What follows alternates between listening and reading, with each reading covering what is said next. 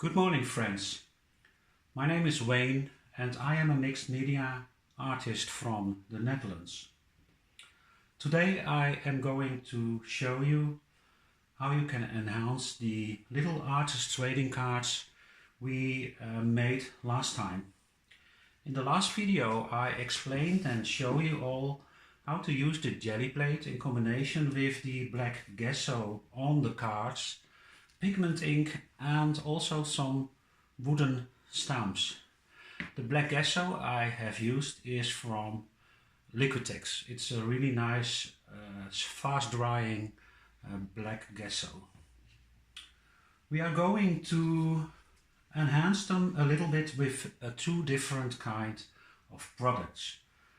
The first product is gilding wax. You have it in several brands, you have it in several colors, and the second I am going to use is an acrylic marker. I have here in my studio acrylic markers from the brand Posca, where they are really nice, but also from Molotov. The difference between the Posca and the Molotov is that the Posca doesn't dry out very fast in the marker and the Molotov does. You have to shake them both before you are starting to use them, but you have to shake the Molotov acrylic marker much longer than the Posca acrylic marker. So why do I use Molotov when I have Posca? The problem is Posca is limited in its colors, and especially in the colors that I like and use a lot of in my studio. So the colors that Posca doesn't have, I buy the Molotov. They are both good working, but the drying sometimes is a little bit difficult because you have to clean the point in the marker and then you can proceed. When you are combining the acrylic markers together with the gilding wax, always start with the markers. The gilding wax is an oil-based wax that has to dry at least for 48 hours. So I have some samples here. They are really nice as they are, but I just want to give them a little bit more. I start with this one, the mail art. The mail art is one stamp on this block. The block is from Stampers Anonymous. It's a really nice firm to work with. So what I'm gonna do, I'm making some dots in the card, which are already there, but I want to brighten up a bit. So you have to shake the acrylic marker very good. Then always test them on a piece of paper. And you can see that it's working very good. I am left-handed, so for me it's sometimes difficult to set lines or do the letters because my hand is going over them. But I'm succeeding with it until now. You see, I make the dots a bit extra. They brighten up and they are drying already. So like over here and a little bit over here. That's one.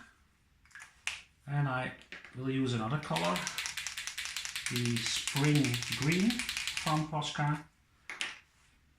Try it first, yes.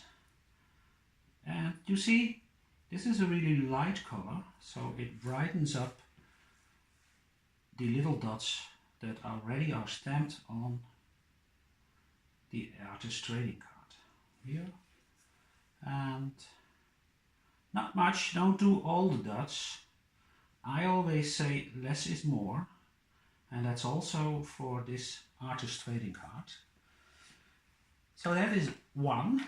Then with the dark brown, and this brown is from Molotov, I will color in some of the letters, not all, just a bit, like this one, and like this T from art.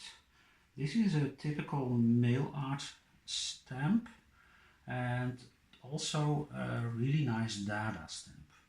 I use this block very often. Let's have a look, and I will do the N over here.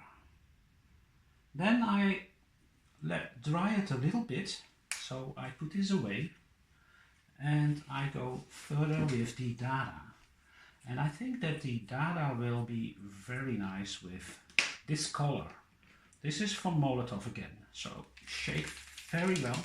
I pre-shaken them before this video, but always, every time you are working with them, shake them well.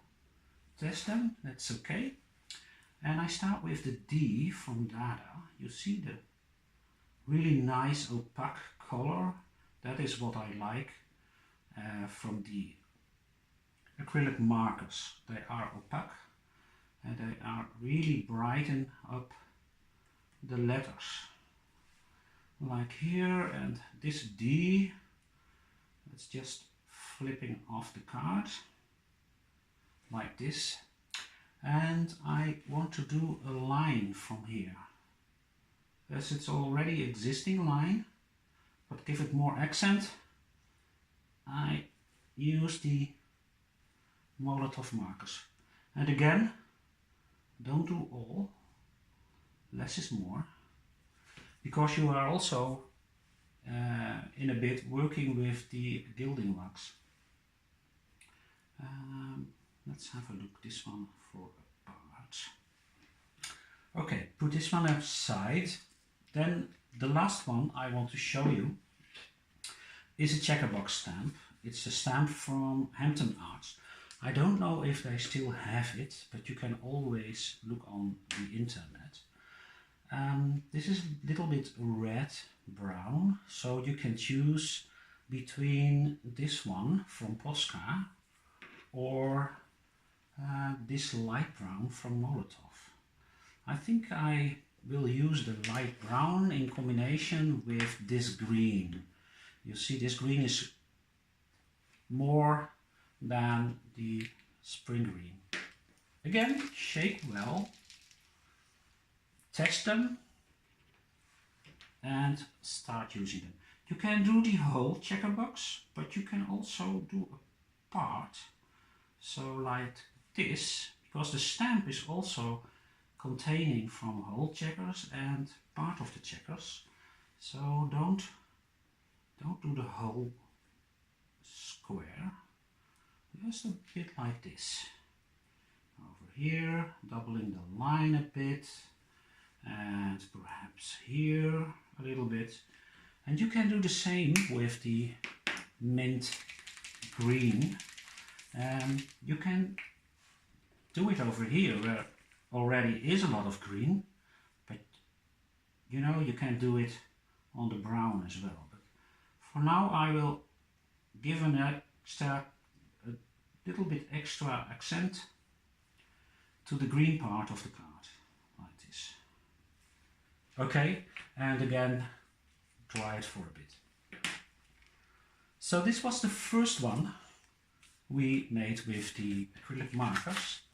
And now I am starting with the other product, the gilding wax. I have here a little bit green gold, and yeah, I always use my fingers because the fingers are the best instruments you can use. Not too much, because when you push very hard you get a lot of, and I just want a little bit of the corners like this over here, and perhaps a little bit over here. Don't do the whole card because that's not a good idea. So I will stick with this, or perhaps in the middle a little bit, but just a little bit, like here. So this is the card. When you are going to use another color, always take a paper towel and clean your fingers first a little bit, like this. Then I will take the this one, the checker, and I will use the oxenite, and these are from Treasury Gold. They're really nice paste to work with.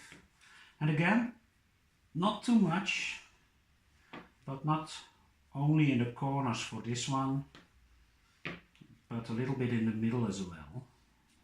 So like this and this. And I think this is really enough. So again, clean with a paper towel and put aside. Then the last one I have here, it's the Dada one. I'm a little bit doubting between the green from Treasure Gold or the oxenite, but I think I will use a little bit gold from Dale Rowney, and this is the antique gold. It's not the color which is on the artist trading card, but you know, we just have to try. For the antique gold I always do a little bit on the paper, so I don't have to use a lot, just like here. And perhaps you can,